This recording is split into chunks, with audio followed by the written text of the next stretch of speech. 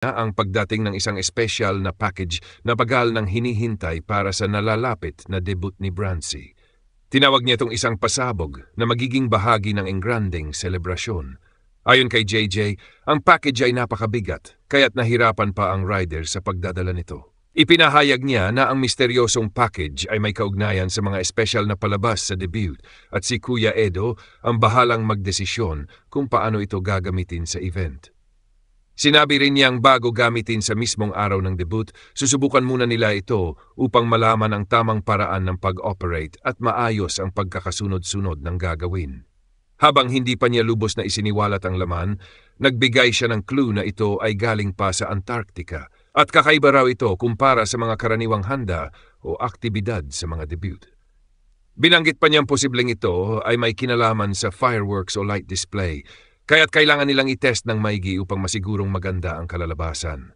Dagdag pa ni JJ, bukod sa excitement, may contingency plan din sila kung sakaling umulan sa araw ng debut.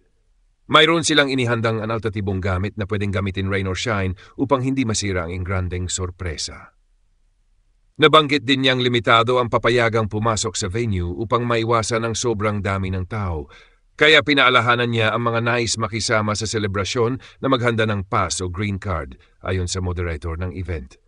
Sa huli, hindi pa rin niya ipinakita ang aktwal na laman ng box at iniwan niya ito bilang isang mystery box upang dagdagan ang excitement ng mga manonood. Hinikayat niya ang kanyang mga taga-subaybay na hulaan sa comment section kung ano ang laman nito. Pinuri niya rin ang kabutihang loob ng mga sponsors na nagpadala ng nasabing package at nagpasalamat sa lahat ng patuloy na sumusunod. Sa isang vlog reaction video, masayang tinutukan ng mga taga-suporta at manonood ang isang eksena kung saan kitang-kita ang singsing ni Kalinga Pido at Viancy. Ayon sa tagapagsalita, malinaw na ang kamay na may suot na singsing ay kay Viancy at ang suot naman ni Kalinga Pido ay katugma nito na nagsisilbing palatandaan ng kanilang relasyon. Habang pinapakita ang video clip, nakunan din ang tila pasimpleng kindat ni Kalinga Pido kay Viancy, bagay na ikinatuwa at kinilig ng mga tagahanga. Binanggit din na bagay kay Kalinga Pido ang kanyang bagong gupit. Nagpaalala ang tagapagsalita sa mga fans na huwag magduda sa pagmamahal ni Kalinga Pido para kay Viancy dahil paulit-ulit na itong pinatutunayan, kahit hindi palaging lantaran ang pagpapakita nito sa vlogs.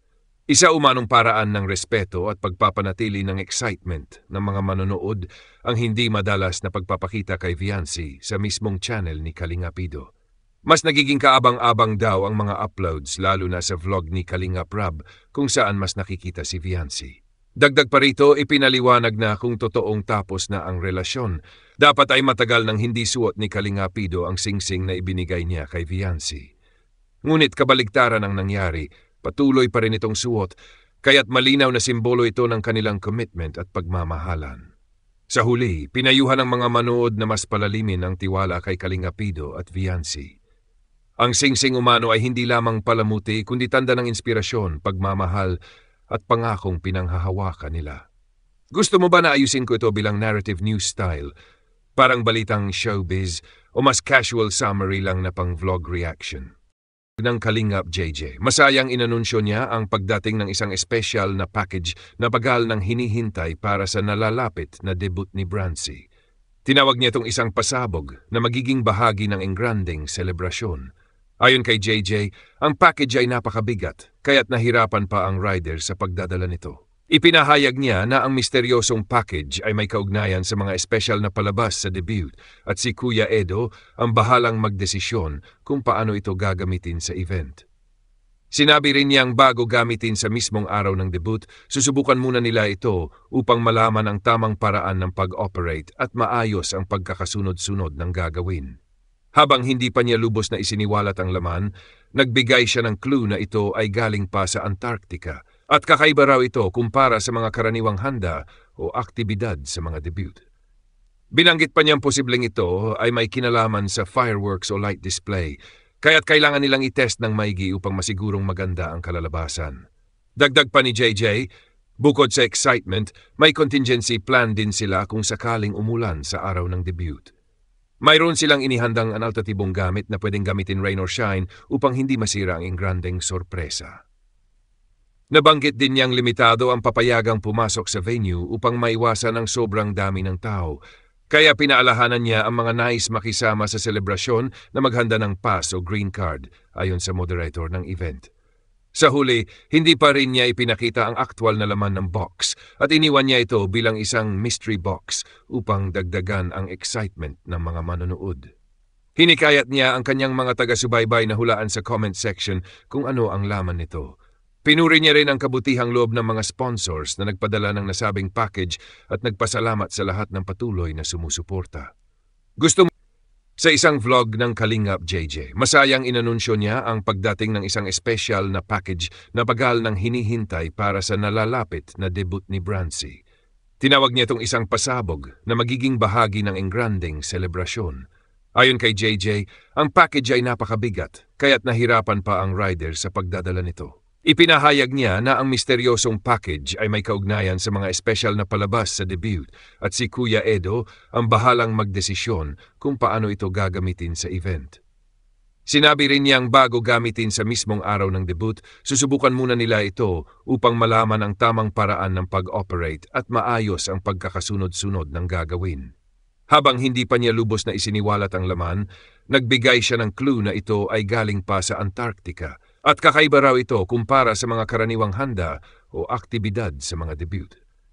Binanggit pa niyang posibleng ito ay may kinalaman sa fireworks o light display, kaya't kailangan nilang itest ng maigi upang masigurong maganda ang kalalabasan.